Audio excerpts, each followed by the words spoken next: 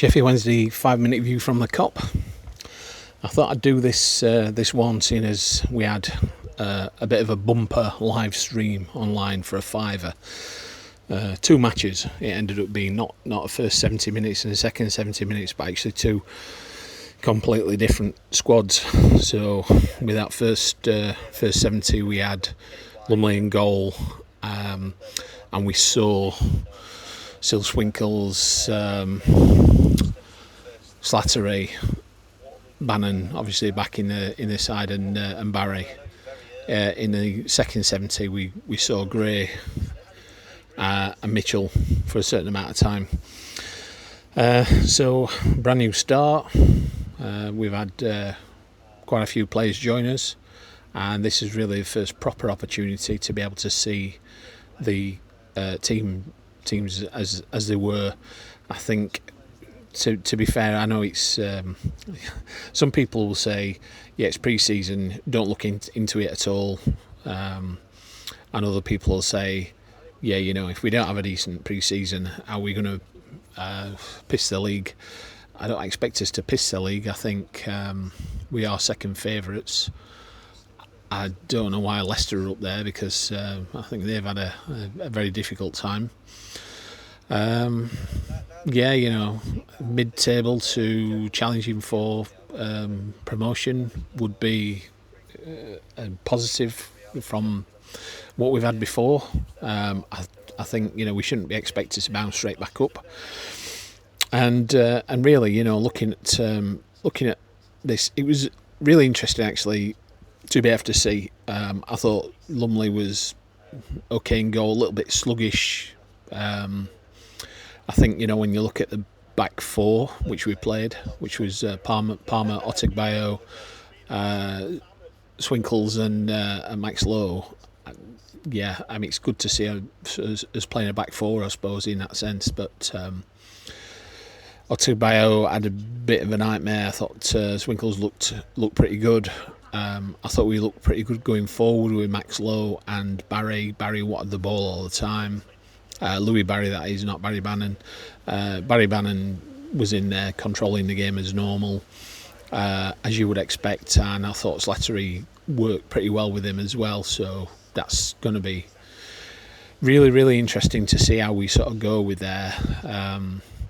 And yeah, I mean, the other players were sort of okay, they sort of fitted in okay. We lost that first match 2-0. And really just down to sort of poor defending.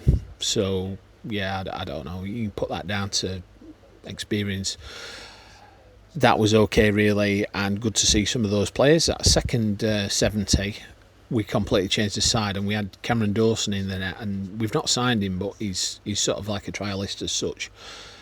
And I'd always said, you know, Cameron Dawson, decent keeper from, you know, what I remember of him being at Hillsborough, certainly a decent backup keeper, but he didn't do that well. He made some big mistakes, so that's a bit of a worry. You know, players can completely change, whether it's an attitude or confidence or something, I don't know. But yeah, didn't really feel me or a lot of them that were watching, and the fantastic Owls Extra watch along that we were all part of.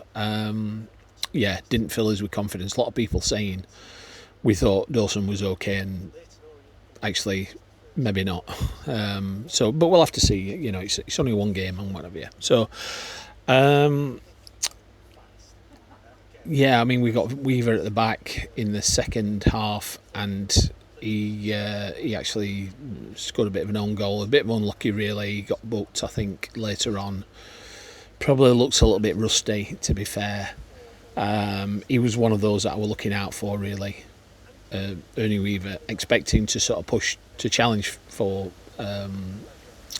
starting at the back. I mean, we've got a lot of defenders, a lot of central defenders, but a lot of them are injured. So I think Cooper's still injured. I think I'm trying to think. Bernardo obviously is not ready to come back yet, and the other one that we'd signed, big guy. He's not ready yet. So yeah, I think pretty difficult, really. I think. But second 70, we kicked it off with Mitchell, who looks just like Barry Bannon, and seemed to get involved in it. But when it came to the half time, he decided that he was gonna stop.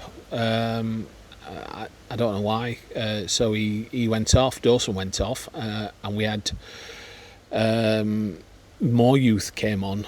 So we ended up with players that have not even been, part of the second string, so to speak, that came through last year. A very, very young team at the end, and we lost that second match 4-0, and a lot of mistakes, goalkeeper mistakes, defensive mistakes, getting dispossessed really, really easily. I thought that Granger, another player I was looking forward to seeing whether we could sort of be a bit more cutting. I thought that McNeil did a little bit of running, but he was on the wing. He looked bright in places. I thought Granger eventually battled his way into the game a little bit, but we only had probably one shot on target, maybe the whole match of the two matches. So yeah, there's a few worries there. So there's the keeper situation with Lumley. We need another decent keeper, and it looks like at the moment we haven't got one. We've only got Lumley as a experienced pro. The defence, I think we will be fine once we've got the players fit. But if you think about our defence over the last few years, we've never got people fit, and we've always had people. We've had two players in each position, and they've not managed to cover us for the season. So something really needs sorting out for there. Going forward, we've got some interesting little partnerships. I think the Maxlow and Barry. I think that's going to be likely starting partnership. Jamal isn't a target man. Should he be playing on the wing? He's not really a number 10. Useful player, but where do you fit him in with our system, if we've got a system, that is. Gray, I thought did pretty good sort of at the start, but really faded and didn't really do anything for the rest of the match. Having said that, I don't really know how much we got the ball to him, because we started quite good to start off with. I think Swinkles, Bannon and Mitchell in the middle. I think that's looking pretty good. We need some backup there. We're talking about potentially signing Chalabar. It'd have to be a deal really where he's going to get paid if he's playing, if he's fit. We don't want to be paying somebody like Ugbo £10,000 a week to just not even sit on the bench to sulk off somewhere. So yeah, so I think still some concerns, but still some work to do. We've spent the money apparently, but frees and loans potential there. We need another keeper. We need to get the defence fit. We probably need another one in midfield, and not really got the full backup for left and right sides. Certainly not got a target man as it stands. So really, where we're going to finish at the end of the season, top 10 would be good, I think, with what we've got. But don't forget, we've got other transfer windows to come, and we've still got some more time.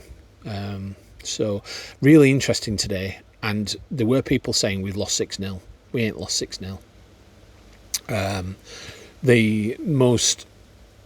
The most senior of the teams lost 2-0, and it was mistakes. But we competed very well with Stoke. The second 70 we competed quite well, but there were more mistakes. So that was the difference between the two, really. I think, we battled quite well on both.